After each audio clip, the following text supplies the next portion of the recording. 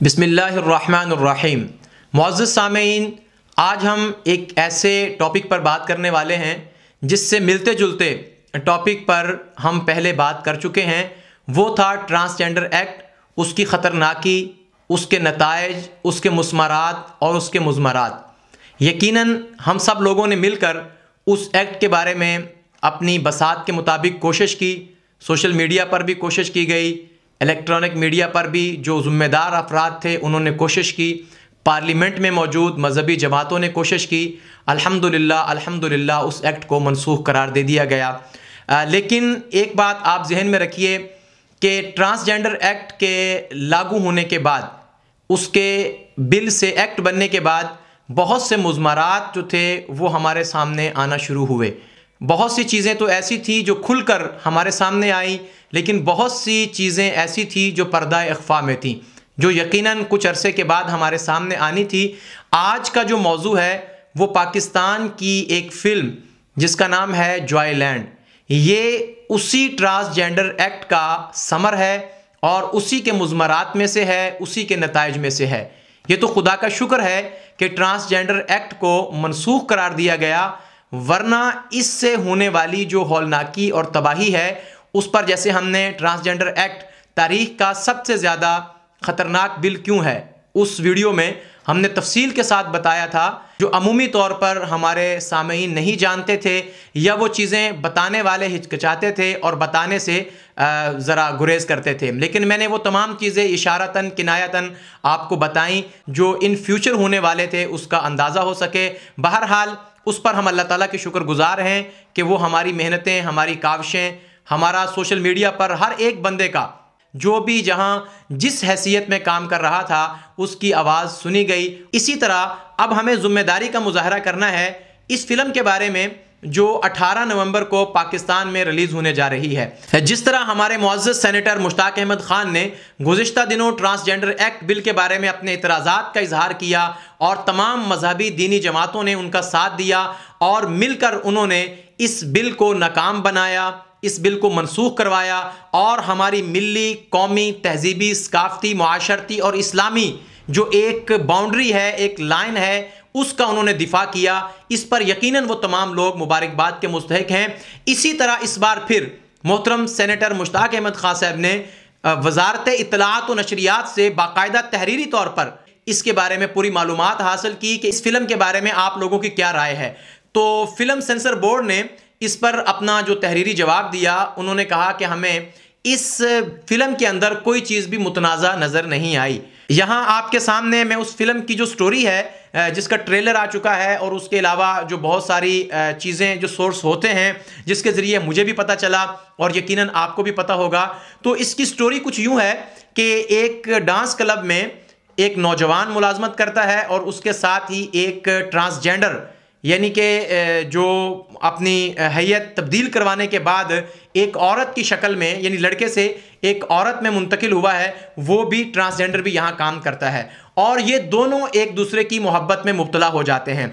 यहाँ पर इसके अंदर जो बाकी चीज़ें हैं वो तो ज़ाहिर है कि पूरी फिल्म आने के बाद ही पता चलेगा कि और क्या क्या इसके अंदर इजाफात और क्या क्या वाहियात हैं। ये तो यकीनन पूरी फिल्म जो है देखने के बाद या कम अज़ कम उस फिल्म के आने के बाद ही बताया जा सकता है। लेकिन इसकी स्टोरी, इसका ट्रेलर ये बता रहा है कि ये वाज़े तौर पर पाकिस्तान की तहजीब पर, पाकिस्तान की सकाफत पर, पाकिस्तान की अखलाकी और मुआशरती इक़दार पर ये एक बहुत बड़ी यलगार है जिसके अंदर वाज़े तौर पर हम जिन्स परस्ती का पैगाम दिया गया है, जिसमें LGBT community, lesbian gauge community और ट्रांसजेंडर कम्युनिटी, इन तमाम कम्युनिटी के जो मकासद हैं उन मकासद को पूरा करने की कोशिश की गई है। यकीनन ये फिल्म जो है, इसका जो कंसेप्ट किसी के जहन में आया होगा या ख्याल आया होगा, ये उसी वक्त आया होगा जिस वक्त ट्रांसजेंडर एक्ट बिल जो है यहाँ मंजूर हुआ। चूंकि फिल्म बनाने में कुछ वक्त लगता है, उसकी स्टोरी लिखने में कुछ वक्त लगता है, इसलिए 2018 से लेकर 2022 तक ट्रांसजेंडर एक्ट के ऊपर बहुत सारे काम जो खुफिया तौर पर हो रहे थे, ये उन कामों का एक नतीजा और इजहार है जो फिल्म जॉयलैंड की सूरत में आ रहा है। इससे पहले जो फिल्में आती हैं उनके अंदर मर्द और औरत का रिलेशन दिखाया जाता है, वो हॉलीवुड की हो, बॉलीवुड की हो या लॉलीवुड की हो, तो उसके अंदर मर्द और औरत का रिलेशन होता है। लेकिन बदकिस्मती के साथ इंडिया और पाकिस्तान में इससे पहले कुछ साल पहले पाकिस्तान की फिल्म बोल और इसी तरह इंडिया में भी एक दो फिल्में बन चुकी हैं जिनके अंदर मर्द के साथ रिलेशन दिखाए जा रहे थे। अब इसके बाद बाकी कसर रह गई थी ट्रांसजेंडर की, तो पाकिस्तानी किसी से पीछे नहीं है इस मामले में। खास तौर पर पाकिस्तान की वो कम्युनिटी, पाकिस्तान का वो तबका जो फिल्म के साथ ताल्लुक रखता है, इंडस्ट्री के साथ ताल्लुक रखता है, और उसमें भी मौजूद एक बहुत गंदा एलिमेंट, बहुत गंदे अनासिर, बहुत गंदी जहनियत के लोग। सब लोग यकीनन गंदे नहीं होंगे और उनका काम भी इतना गंदा नहीं होगा, लेकिन बाज लोग जो हैं वो, मैं ये समझता हूं कि एक खास सोच के साथ, एक खास नजरिए के साथ काम करते हैं और वो गंदगी में इतने भरे हुए होते हैं जिसका सबूत इस फिल्म के अंदर एक नौजवान और ट्रांसजेंडर का मोहब्बत में मुब्तला होना और उसको फिर प्रमोट करना, उसकी प्रमोशन करना, उसको मतलब है कि बहुत ज्यादा फैलाना और लोगों को इसकी तरफ राग़िब करना, इसको कोई बड़ा मसला ना समझना।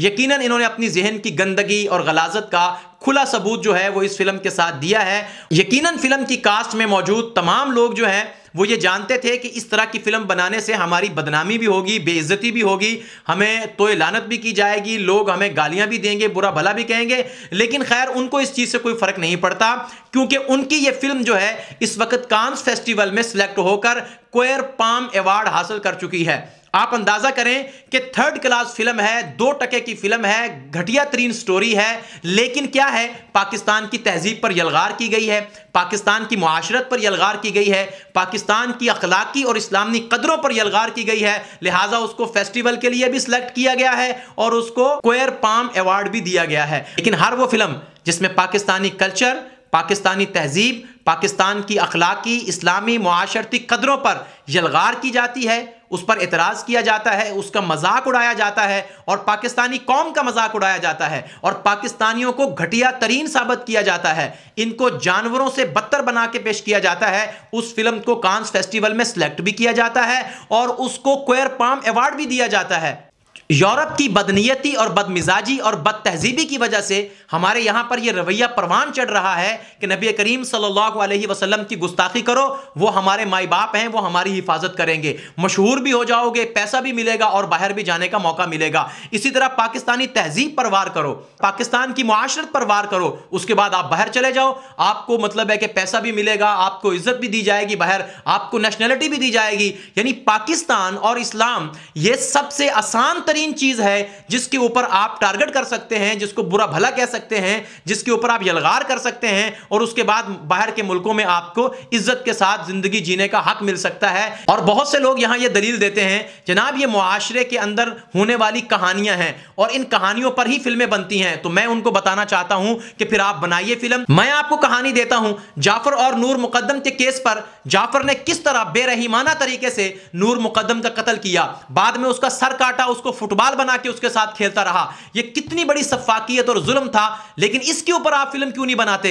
इसलिए कि ये दोनों औरत मार्च के सरगना थे, जाफर भी और नूर मुकद्दम भी, जिन्होंने औरत मार्च में खड़े होकर औरत की आजादी की बात की थी, फिर बाद में औरत के साथ जो सलूक किया है, अब इसके ऊपर आप फिल्म नहीं बनाएंगे। अगर आपने फिल्म बनानी है तो जनाब बनाइए। अयाज अमीर साहब, उनके साहबजादे शाहनवाज ने अपनी बीवी को, निकाह में मौजूद खातून को हथौड़े मार मार के उसके सर पे बेरहमाना तरीके से उसको कत्ल किया है। तो बनाइए इसके ऊपर भी मूवी, बनाइए इसके ऊपर भी फिल्म। ये भी तो मुआशरे की अक्कासी करती है, लेकिन ये अमीर लोग हैं, ये सियासतदान हैं, ये बड़े लोग हैं, इसके ऊपर आप कभी भी फिल्म नहीं बनाएंगे। आपने बनानी है तो बनाइए।